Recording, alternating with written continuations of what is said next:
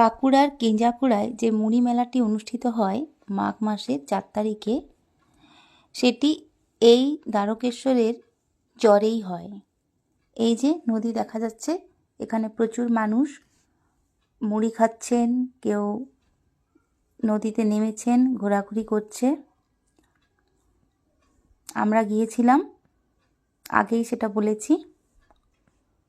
তারপর মুড়ি খাওয়া শেষে আমরাও একটু নদীর চরে এসে ঘোরাঘুরি করলাম। এই যে নদী দেখতে পাচ্ছেন, এই নদীর চরেই প্রচুর গ্রাম থেকে, শহর থেকে, বিভিন্ন জায়গা থেকে মানুষজন আসেন। তারা একটা দিন এখানে নিজেদের মতো আনন্দ উপভোগ করেন। এই যে নদীতে এখনো বেশ জল রয়েছে, দেখুন। যারা এবছর পারেননি তারা সামনের বছর অবশ্যই যাবেন, খুবই ভালো লাগবে, পরিবেশ খুবই ভালো। সকলে ভালো থাকবেন।